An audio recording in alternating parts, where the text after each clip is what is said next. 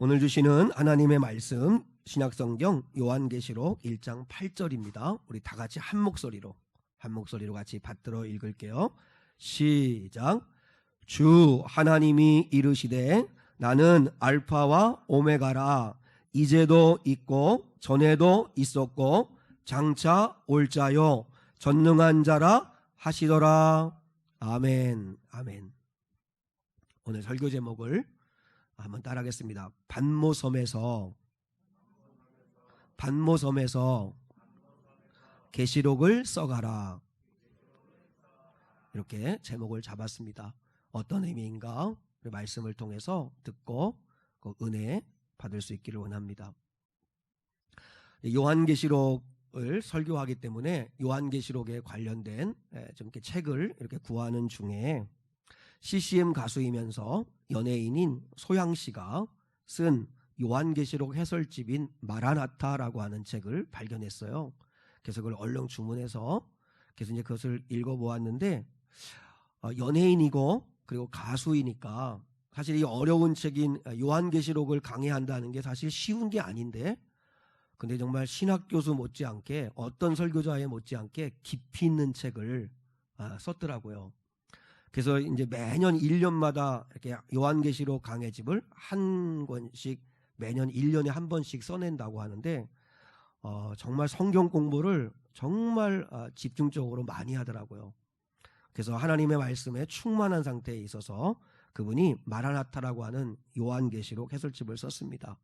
근데 그 책을 이렇게 쭉 읽어 나가는데 그 책에 보니까 왜 교회가 세상으로부터 비난받고 조롱받고 이렇게 고난을 받는가 하는 거예요. 요한계시록을 통해서 세상과 교회의 관계를 이해해야 된다고 그 책에서 이야기를 하고 있어요. 그러니까 세상과 교회. 왜 기독교 역사 또 교회 역사 2000년 동안 교회가 계속 그리스도인들이 계속 세상으로부터 조롱을 받고 공격을 받고 어려움을 당할까요? 물론 뭐 우리가 잘못한 것 때문에 그렇다면 그건 우리가 회개하고 돌이켜야 되죠. 그런데 이 소양 씨가 이 요한계시록 이 책에서 세상과 교회와의 관계를 이야기하면서 세상은 교회를 세 가지로 공격을 하기 때문이라는 거죠. 그래서 첫 번째가 로마입니다. 로마. 이거는 좀 상징성이 있는 거예요. 이제 근데 이 요한계시록이 기록될 이 당시에는 로마로부터 기독교인들이 핍박받던 시절이니까 그러니까 한마디로 말하면 세상의 권력이죠. 권력. 세상 권력. 우리는 좋든 싫든 간에 로마라고 하는 그 권력이 다스리는 세상 속에서 살아야 합니다. 우리도 대한민국 국민으로서 이 정권의 또 통치를 받고 그 권력 안에서 살아가게 되죠. 그러는 가운데에 성도들은 어쩔 수 없이 로마로부터 지배를 받고 공격을 받을 수밖에 없다는 거예요. 그래서 사도 바울도 에베소서 6장 12절에서 이렇게 말했어요. 이 세상의 통치자들과 권세자들과 이 어두운 세계의 지배자들과 하늘에 있는 악한 영들과 싸우는 것이라 이렇게 얘기했어요. 혈과 육을 가진 사람하고 너희가 싸우는 게 아니라 이 세상의 통치자들, 권세자들, 어두운 세계의 지배자들, 하늘에 있는 악한 영과의 싸움이다. 이렇게 이야기했죠. 그게 로마죠, 로마. 근데 이 땅에 존재하는 제국들은 하나같이 욕심에 맞물려 있어서 그 욕심을 이루기 위해서는 수단과 방법을 가리지 아니하고 죄를 행합니다. 사실 어떤 정권이나 어떤 정부나 어떤 권력이나 그리고 집중되면 부패하고 썩고 그 안에 온갖 죄가 가득하잖아요.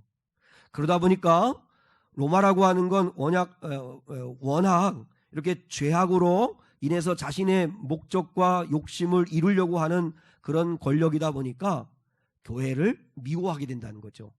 로마가 왜 교회가 눈에 가시처럼 보이죠? 교회는 진리를 가지고 그리고 불의함을 대적하고 그리고 하나님 아버지 앞에서 하나님의 진리의 말씀을 선포하다 보니까 로마로 볼 때는 눈에 가시처럼 보이는 거죠.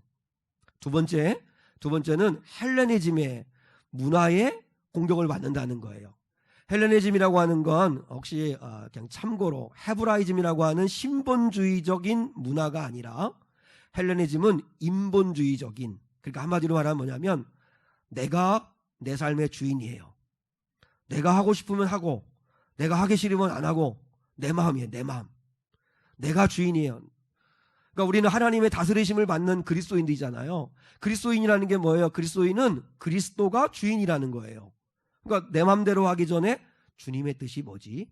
주님이 원하시는 건가? 이걸 먼저 구하는 건 그리스도인이잖아요.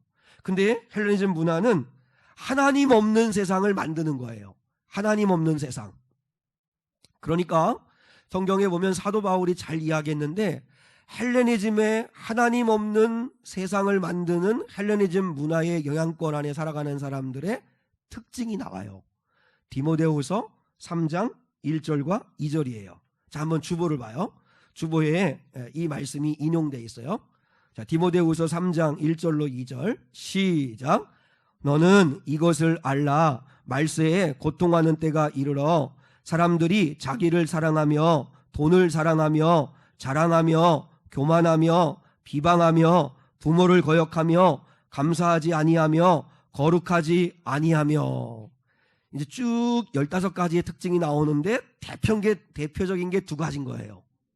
헬레니즘의 문화의 영향력 아래 살아가는 사람들의 특징, 하나님이 없는 사람들이 만들어내는 특징은 지독히도 자기를 사랑하고 그래서 돈을 사랑하는 거예요. 자기를 사랑하고 돈을 사랑하는 시대.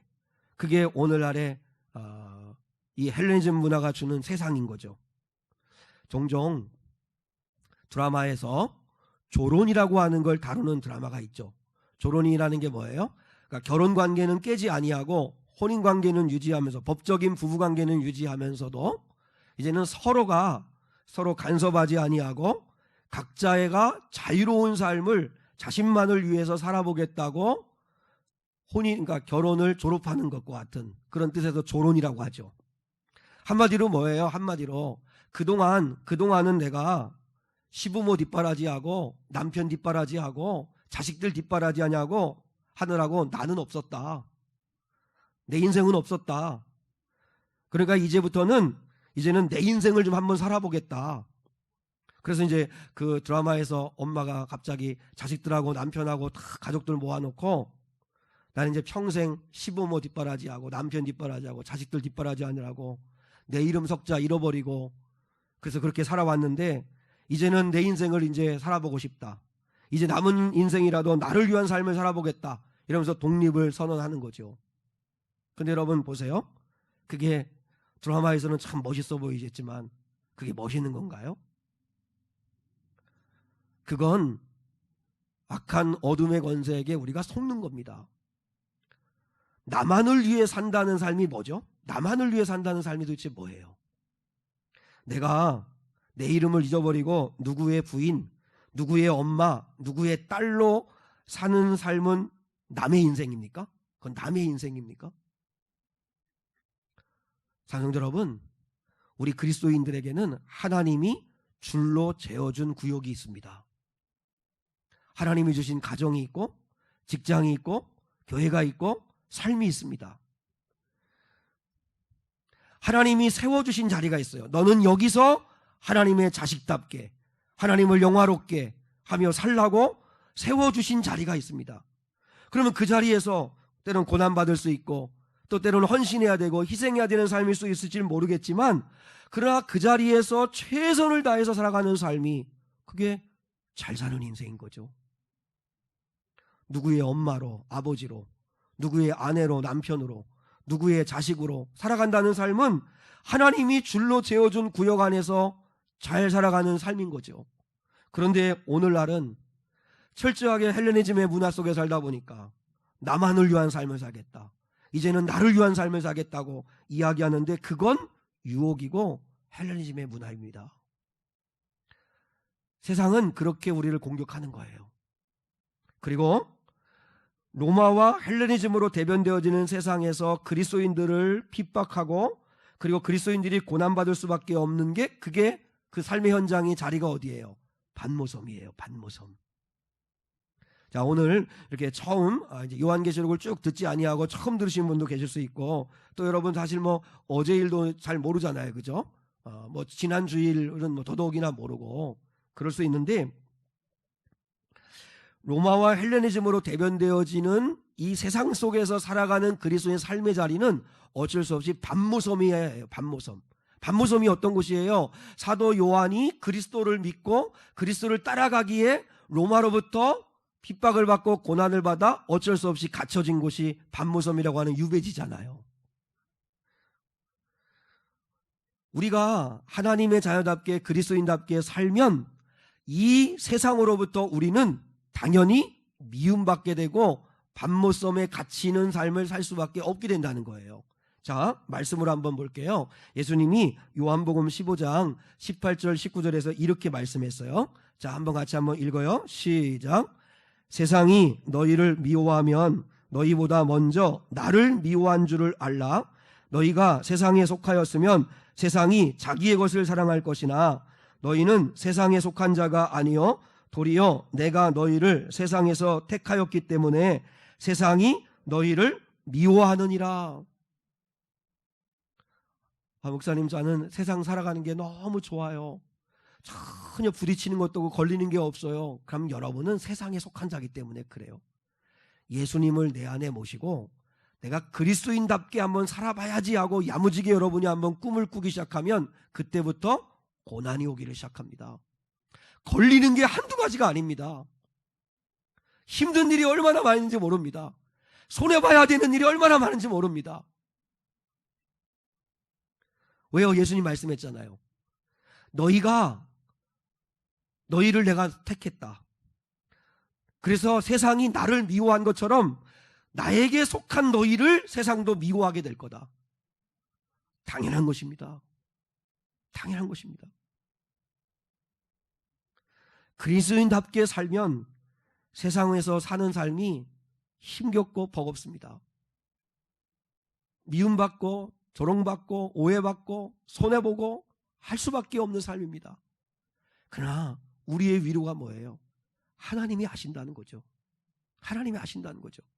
자, 로마서 8장 17절도 한번 읽어볼게요. 로마서 8장 17절 시작. 자녀이면 또한 상속자 곧 하나님의 상속자요 그리스도와 함께한 상속자니 우리가 그와 함께 영광을 받기 위하여 고난도 함께 받아야 할 것이니라. 아멘. 자, 우리 요셉이 좀 앉을 수 있도록 자리 좀. 그래. 보세요, 사랑 여러분. 우리가 주님 앞에서 절 보세요. 절 보세요. 우리가 주님 앞에서 상 받고 영광 받고 그리고 영원한 생명을 얻고 구원을 받으려면 우리가 이 세상에서는 뭐 해야 되는 줄 아세요? 고난도 함께 받아야 돼요. 하나님의 말씀이에요. 너희가 주님과 함께 영광을 받기 위하여 고난도 함께 받아야 할 것이니라. 나는 십자가 지는 거, 고난 받는 건 싫고 그냥 달콤한 것만 먹고 싶고 예수 믿어도 좋은 것만 받고 싶어. 그런 건 없어요. 그런 건 없어요. 내가 예수님을 온전히 믿는가는 세상을 살아가는 게 불편한 거예요. 그걸 통해 확인하시는 거예요. 불편할 수밖에 없어요. 한두 가지 걸리는 게 아니에요. 그래서 신앙생활이라는 게 뭘까? 오늘 설교 제목에 그 주제를 담았어요.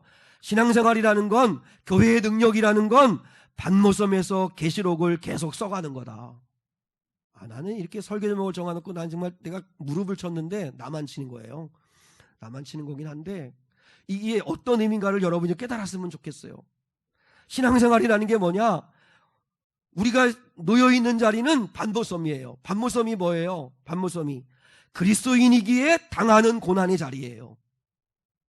예수 안 믿으면 당할 이유도 없고 속 편하게 맘 편하게 내 하고 싶은 대로 내가 주인 되어서 마음대로 살면 되는데 남한테 피해만 안 주고 법만 어기지 않으면 되니까 마음껏 살면 되는데 예수를 믿기에 예수님을 내 안에 구주로 모셨기에 그래서 당하는 고난의 자리, 그게 반모섬이에요. 내가 원하는 삶이 아니라 주님이 원하는 삶을 살다 보니까 치러야 될 대가, 그게 반모섬이에요. 세상 사람들이 그리스도인하면 당신들 예수 믿으면 이렇게는 살아야 되지 않느냐고 그렇게 부담을 주는 자리가 반모섬이에요. 예수를 믿기에 오해받고 미움받아서 갇힐 수밖에 없는 자리가 반모섬이에요. 우리는 반모섬에 거할 수밖에 없어요. 그런데 사도 요한은 그 밤모섬에서 기도하고 예배하며 요한계시록을 썼잖아요. 자, 한번 여러분이 설교를 얼마나 잘 들으시는지 몇 주 되긴 했어요. 몰라도 괜찮아요. 이거는 괜찮은데, 요한계시록을 썼다는 요한계시록의 주제가 뭐예요? 요한계시록의 총 주제가 뭐예요? 예수님이 이긴대요잖아요. 예수님이 이긴대요. 요한계시록 22장을 딱 읽고 덮어놓고 결론이 뭐냐? 결론은 무서운 책도 아니고 어려운 책도 아니고 축복의 책이고 승리의 책이고 우리 예수님이 이긴대요. 이거잖아요. 그러니까 밤모섬에 살지만 기죽지 않고 굴하지 아니하고 예배하고 기도하며 거기서 요한계시록을 써가는 자, 그가 예수 믿는 자라는 거죠. 그게 우리의 사명이에요. 절망의 자리에서도 소망을 보고 슬픔의 자리에서도 감사와 기쁨을 잃지 않는 영광된 삶을 살아가는 자가 계시록을 써가는 거예요. 믿습니까? 여기까지 이해가 되십니까? 그러면 밤모섬에서 요한계시록을 써가려면 반드시 두 가지를 점검해야 합니다. 오늘 요한계시록 1장 8절에 근거해서 두 가지를 반드시 점검해야 합니다.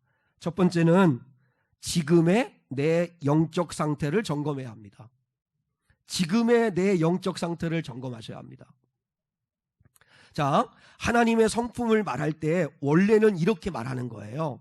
자, 요한계시록 4장 8절에 나오는 게 하나님의 성품을 표현하는 원형이에요. 자, 한번 주보에 있어요. 요한계시록 4장 8절을 한번 읽으실 때 같이 읽어야 이렇게 또 말씀을 잘 따라오실 수 있어요. 같이요. 시작.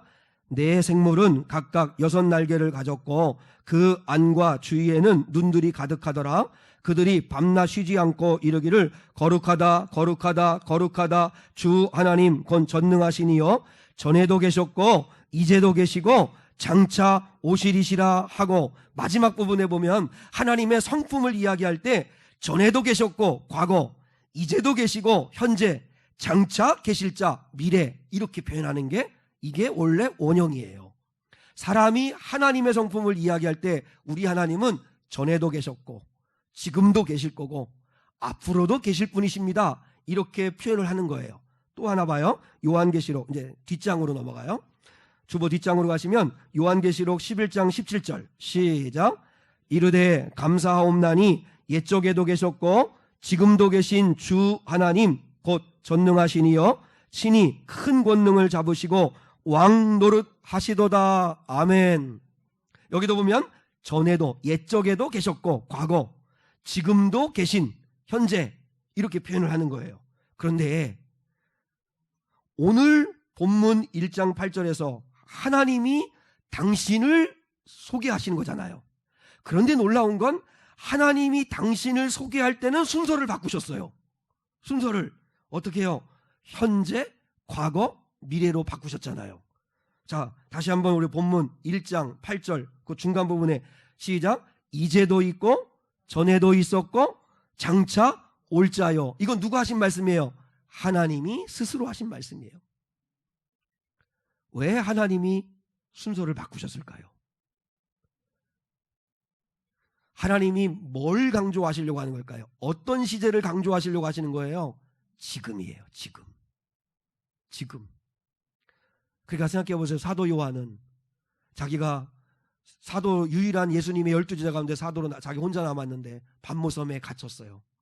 이제는 교인들하고 왕래도 못해요. 시험 받는 성도들한테 위로도 못해줘요. 기도도 못해줘요. 아무것도 할 수 없어요. 너무 무력해요. 그런데다가 많은 교인들이 핍박을 못 이기고 배교해요. 여러분 아세요? 이번 코로나 바이러스로 인해 가지고 이제 코로나 바이러스가 2월 달부터 시작돼 가지고 지금 11월 달이 이제 되었는데 우리 한국 교회 전체 교인의 18%가 온라인 예배든 교회 성전에 나가서 대면 예배든 아예 예배를 안 드리는 교인들이 18%래요. 코로나 전에는 좀 드렸었는데 코로나 이후에 18%가 내년 되면은 20%가 넘을 거라고 그래요. 그리고 설문조사를 했는데 30%가 넘는 교인들 가운데 성전에 가서 예배를 드릴 수 있는 상황이 돼도 나는 온라인으로 예배 드리겠다. 왜요? 온라인 예배의 맛을 본 거예요.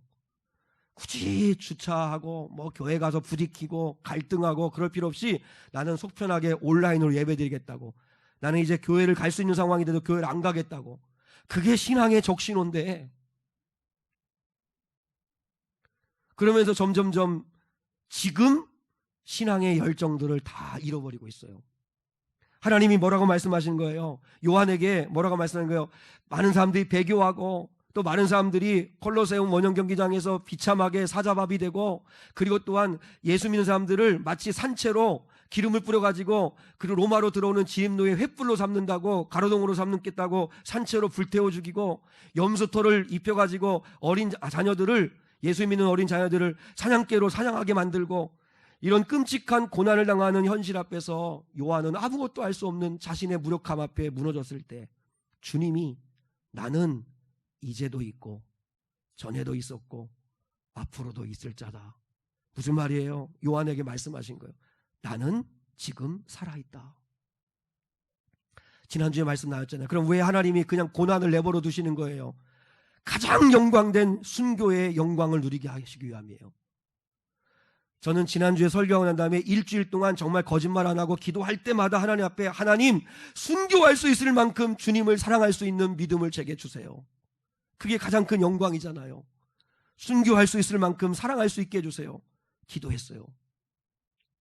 여러분, 하나님은 말씀하신 거예요. 나는 지금 살아있다. 나는 지금 너희와 함께 있다. 요한에게 하시는 거예요. 주님이 강조하고 싶은 건 지금이에요. 지금. 여러분의 하나님은 어떤 하나님이세요? 과거의 하나님은 아니세요? 제가 말씀드렸잖아요. 박물관 신앙 되면 안 된다. 박물관이 뭐예요? 옛날 유물들 모아놓고 옛날에 저랬지 하고 얘기하는 거예요. 우리 신앙이 박물관 신앙이 되면 안 돼요. 내가 옛날에는, 나도 한때는 뜨거웠었지. 내가 방언도 했었지. 은사 받았었지. 나도 한번 뜨거웠던 적이 있었지. 다 과거예요. 과거. 과거만 추억하는 박물관 신앙이 되면 절대로 안 돼요. 반대로 연금 신앙이 돼도 안 돼요.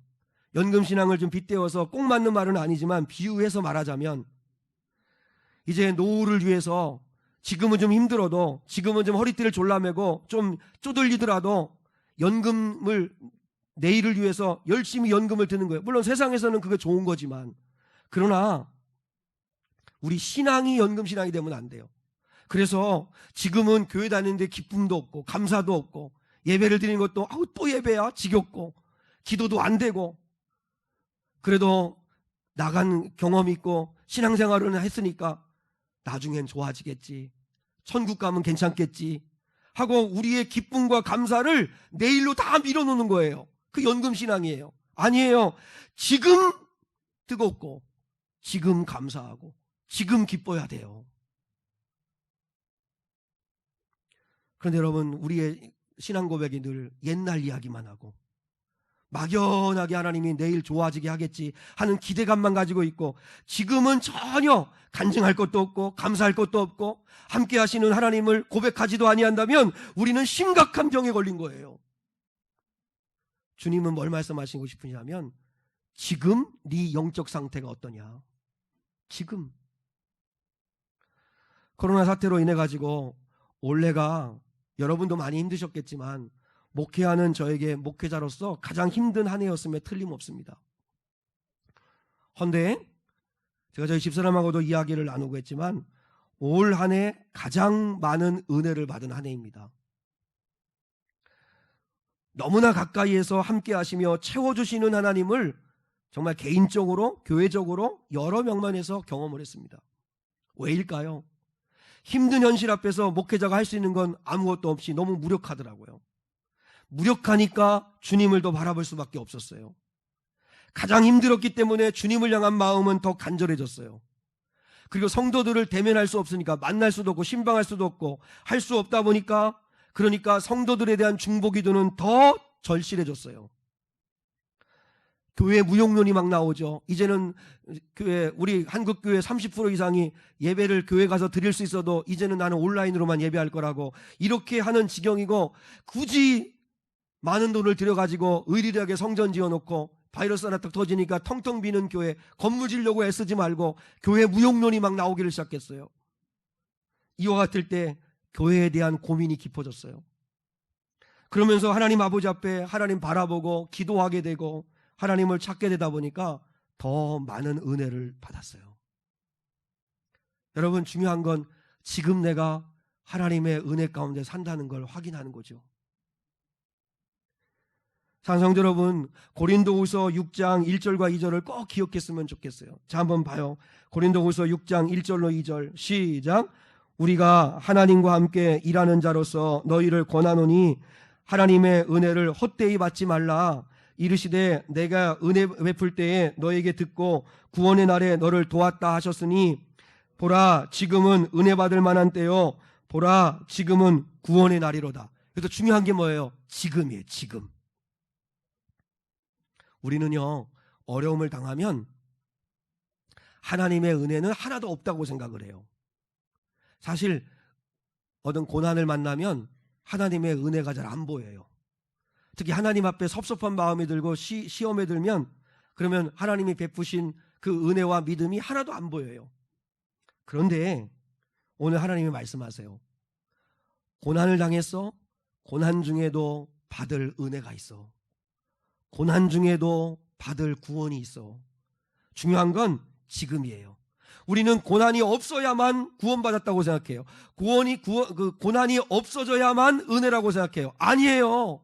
여러분, 우리가 질병에 걸릴 수 있어요.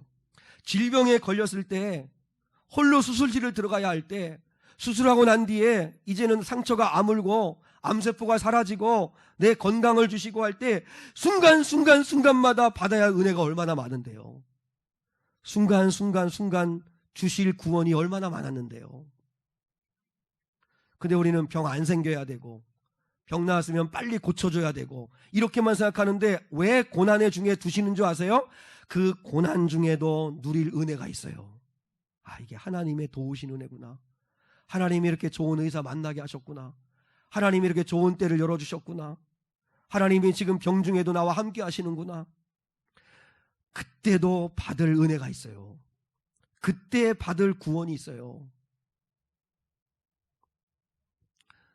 제가 계시록의 설교를 이렇게 이제 주일 낮에마다 사실 이제 어려운 부분을 앞으로 이제 계속 나올 텐데 요한계시록을 설교해야지 하고 결정할 수 있었던 것 가운데 하나는 제가 솔직히 커밍아웃을 하는 건데 예전에 수요 예배 때 요한계시록 22장을 한번 강의한 적이 한 번 있어요. 꽤 오래전이지만.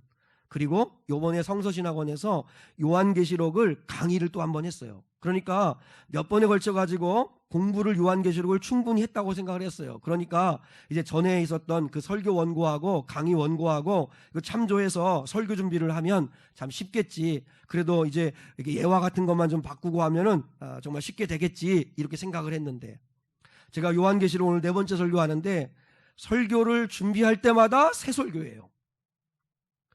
왜 그럴까? 왜 전에 했던 설교 원고를 읽어보면 안 맞고 감동이 오고 감동이 안 오고 왜 안 될까? 알았어요. 전에 설교 준비할 때 받았던 은혜가 있어요. 근데 지금 설교 준비할 때는 지금 누릴 은혜가 또 있더라고요. 지금 부어주시는 은혜가 있더라고요. 그러니까 매번 설교 원고가 전혀 달라져요. 여러분 중요한 거 지금 예배 나오실 때 달려 나오세요? 아니면 또 예배야? 이러면서 여러분 마치 죽을 인상을 쓰면서 여러분 교회 나오세요? 지금 기도가 되세요? 지금 봉사가 기쁘세요? 지금 어떠세요? 지금 뜨거우세요? 지금 사랑하고 있으세요? 지금 주님과 동행하고 계세요? 예, 우리 하나님은 에베네셀 지금까지 도우시는 과거의 하나님이셨어요. 솔직히 돌아보면 지금까지 그분의 은혜 때문에 살아왔어요. 그리고 여호와 이레 그분이 앞으로 필요한 은혜를 예비해 주실 거예요. 그러나 정말 중요한 건 지금 임마누엘 나와 함께 하시는 주님, 은혜 주시는 주님, 사랑하여 주시는 주님, 그 주님과 뜨거우시냐는 거예요. 중요한 건 지금이에요. 지금 뜨거우셔야 그래야 반모섬에서 어떤 여러분이 형편에 처하신다 할지라도 계시록을 쓰실 수 있어요. 두 번째, 반모섬에서 요한계시록을 쓰려면 하나 더 확인해야 될 게 뭐냐면 여러분의 인생의 목적을 확인하셔야 돼요. 인생의 목적을 점검하셔야 돼요. 여러분의 신앙생활하는 목적이 뭐예요? 여러분이 살아가는 인생의 목적이 뭐세요? 성공이세요? 육신이 잘 되는 거예요? 살림살이가 좀 나아지는 거예요? 그렇다면 여러분은 하나님을 유능한 하나님으로 믿는 거예요. 유능하다는 게 뭐예요? 나도 힘이 있어요. 나도 할 수 있어요. 근데 좀 더 힘 있는 유능한 우리 아버지가 삼성 이건희 회장이면 얼마나 유능하신 분이에요. 그러면 좀 도와주면 그러면 더 힘있게 일어날 수 있고 빨리 성공할 수 있는 그 정도로 하나님을 여러분이 구하신다면 여러분은 하나님을 유능한 하나님으로 믿는 거예요. 유능한 하나님. 하나님 아프니까 좀 건강 좀 주시고 좀 물질 좀 힘드니까 물질 좀 주시고 좀 조금만 도와주시면 내가 좀 힘있게 할 수 있을 것 같아요. 유능한 하나님을 찾아요. 그런데 오늘 1장 8절에서 우리 하나님은 어떤 하나님이라고 말씀하세요? 자, 주보에 있어요. 8절 시작. 주 하나님이 이르시되 나는 무슨 하나님이라? 전능한 자라 하시니라. 우리 하나님은 전능하신 하나님이세요. 전능하신 하나님. 유능하고는 하늘과 땅 차이예요. 병든 나사로를 오셔가지고 살려주시는 건 유능한 하나님이라면, 유능한 주님이시라면, 죽어서 썩은 시친 냄새가 나는 나사로를 다시 살게 하시는 건 전능하신 주님이에요. 전능은 완벽한 절망에서 소망을 이끌어내시는 하나님이신 거예요. 내 삶을 조금 더 좋게 해주실 분이 유능한 하나님이라면 내 삶을 사망, 죽음에서도 건져내실 수 있는 분이 전능자세요. 십자가에서 부활을 이루어내시는 분이 전능자세요. 지옥 갈 자를 천국으로 인도하실 수 있는 권능을 가지고 결정권을 가지고 계신 분이 전능한 하나님이세요. 악한 마귀와 어둠의 권세를 능히 멸하고 우리를 얽어매고 있는 모든 저주의 사슬을 끊어내고 새하늘과 새 땅을 창조하셔서 영생의 길로 인도하실 수 있는 새로운 구원을 만드실 수 있는 분이 우리 전능자 하나님이세요. 근데 우리는 하나님을 어떤 하나님으로만 구하냐면, 제가 이 요한계시록을 설교 준비하다가 신약학 교수님이신 그 우진성 박사라고 하는 분의 글을 보았어요. 그 글을 한번 인용하고 결론을 맺을게요. 신약 성경에 보면 헬라어가 있잖아요. 헬라어, 그죠? 사랑하면, 우리나라 말은 사랑이라는 단어가 하나지만 헬라어는 참 세분화했잖아요. 사랑하면 네 가지 뜻이 있잖아요. 그죠? 에로스니, 필레오니, 스톨게니, 아가페니. 그런 것처럼 이해가 쉽잖아요. 헬라어로 보면. 근데 생명이라고 하는 단어가 헬라어로 세 가지가 있어요. 푸시케, 그 다음에 비오스, 조에, 이 세 가지가 있어요. 물론 이 세 가지를 다 이렇게 생명이라고 번역할 수도 있지만 각각의 독특한 뜻을 가지고 있어요. 첫 번째, 푸시케. 푸시케라고 하는 건 생물학적인 목숨을 말하는 거예요. 그러니까 의학적으로 살아있는 사람이라면 누구나 가지고 있는 이 육체의 목숨, 육체를 말하는 거예요. 육체.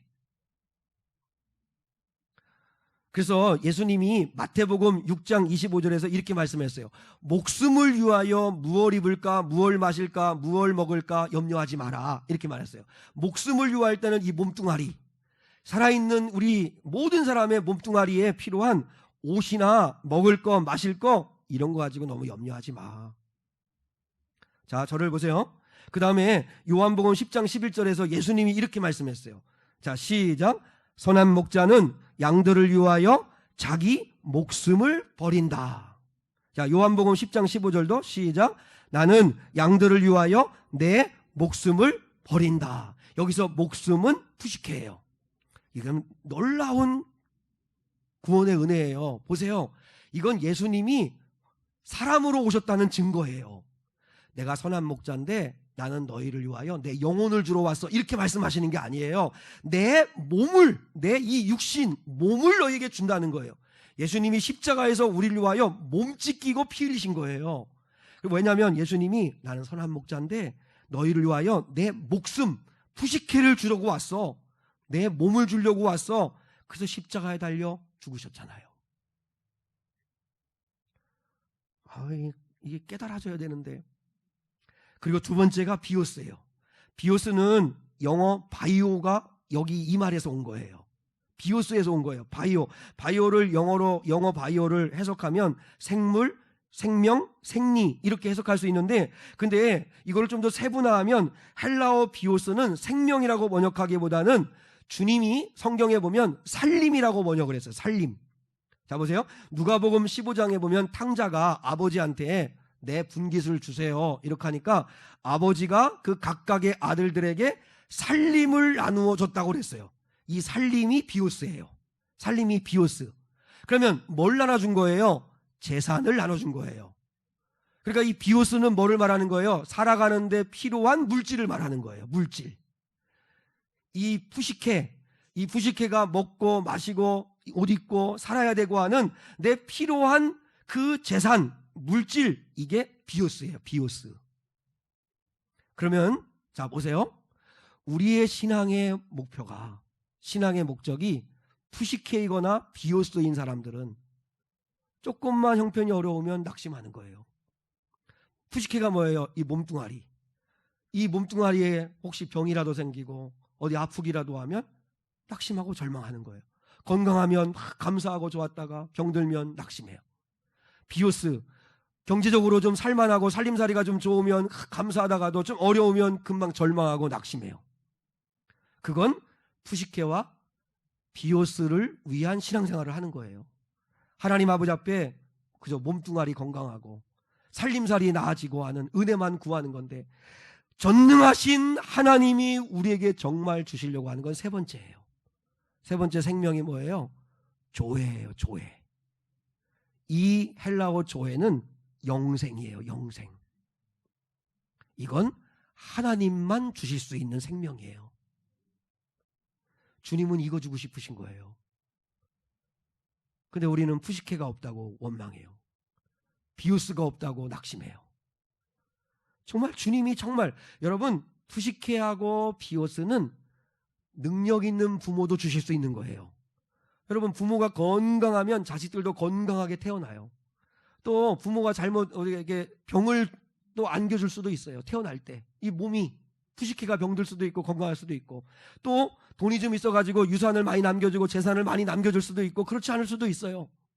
그런데 우리 하나님만 주실 수 있는 거, 예수의 생명이에요. 예수의 생명은 영원한 생명이잖아요. 죽어도 다시 사는 생명이잖아요. 그래서 예수님이 요한복음 10장 10절에서 이렇게 말씀했어요. 자, 읽어봐요. 시작. 도둑이 오는 것은 도둑질하고 죽이고 멸망시키려는 것뿐이요, 내가 온 것은 양으로 뭐를 얻게 하려 함이라? 생명을. 이게 조회예요. 조회. 영생을 얻게 하고, 그 다음에 푸시케하고 비오스는 그 다음에 나오죠. 시작. 더 풍성히 얻게 하려 하는 것이라. 요거는 그 다음에 줄 수도 있고 안 줄 수도 있어요. 은사에 따라, 사명에 따라, 조건에 따라. 건강 주실 수도 있고 살림살이 주실 수도 있고 물질 주실 수도 있고 안 주실 수도 있고 있는데, 그거보다 더 중요한 건 주님이 내가 이 땅에 양으로 온 것은 영생을 얻게 하고, 이거 주려고 오셨다는 거예요. 그러면 전능하신 하나님을 여러분이 믿으신다면, 자 이제 저를 좀 보세요. 말씀의 결론을 맺을게요. 전능하신 하나님을 여러분이 믿으신다면 삶의 목적을 조회에다 두셔야 돼요. 조회. 조회에다 두셨다면 푸시케가 좀 있든 없든, 뭐예요? 건강이 좀 있든 없든, 또 비오스, 재산이 많든 적든, 좀 물질이 있든 없든, 그거는 주님이 주신 자리 안에서 내가 최선을 다해 주어진 자리에서 살면 되고, 나는 뭘 가진 자예요? 난 조회를 가진 자예요. 예수를 가진 자예요. 생명을 가진 자예요. 그 은혜를 누릴 수 있으셔야 돼요. 진짜 신앙은 어떤 형편에 있든지 전능하신 하나님 아버지 앞에서 흔들리지 않는 거예요. 왜 푸시케가 없다고 흔들리세요? 왜 비오스가 없다고 흔들리세요? 지금까지 그분의 은혜로 살아오셨잖아요. 앞으로도 주님이 그거 필요하면 주실 거고 사명에 따라서 하실 거예요. 중요한 건 우리는 돈이 있으면 세상으로 그냥 가버리고, 가난하면 불의와 손잡으려고 하고, 건강하면 자기 즐거움에 놀러 가려고 하고, 골프 치러 가려고, 골프 치는 게 나쁜 건 아닌데, 그죠? 잘못 얘기했네요. 아무튼 뭐 다른 데 가려고 하고, 병들면 하나님 원망하는 그런 수준에서 그런 환경과 조건에 매이시면 안 돼요. 여러분, 살다 보면 어려움 겪어요? 왜 어려움이 없겠어요? 우리가 밤모섬에 갇히는 일이 생겨요. 그럼에도 불구하고 우리는 영생을 가진 자고 예수님을 가진 자예요. 전능하신 하나님을 믿는다면 건강하면 건강한 대로 영광 돌리고, 병들면 병든 대로 영광을 돌리고, 가난하면 가난한 대로 영광을 돌리고, 부유하면 부유한 대로 흘려보내며 영광을 돌리는 삶을 살면 되는 거예요. 빌립보서 4장 13절 말씀처럼 내게 능력 주시는 자 안에서 자족하면서, 그러면서 견디며 감사하며 사시면 돼요. 우린 영생을 가진 자입니다. 지금까지도 그분의 은혜로 살았습니다. 앞으로도 그분의 은혜로 살 겁니다. 근데 주님은 지금 말씀하세요. 지금 너의 영적 상태는 어떠냐? 지금 감사해? 지금 기뻐? 지금 내가 너와 함께하고 있는 게 믿어져? 지금. 그리고 전능하신 하나님이세요. 전능하신 하나님. 유능한 하나님으로만 믿으려고 하지 마시고, 푸시케 비오스 있을 수도 있고 없을 수도 있어요. 이건 어차피 한 번 살아가는, 육신을 가지고 살아가는 동안은 푸시케와 비오스는 있다가도 없고 없다가도 있을 수 있어요. 중요한 건 우리는 전능하신 하나님은 영생 주고 싶어 하세요. 그 영원한 생명을 가지고 생명을 주셨으면 여러분을 풍성케 하실 하나님이세요. 그 하나님을 믿으시고 밤모섬에서 예수님이 이기셨어요, 예수님이 이긴대요 하는 승리를 만들어내는 삶을 사는 저와 여러분 될 수 있기를 축복합니다.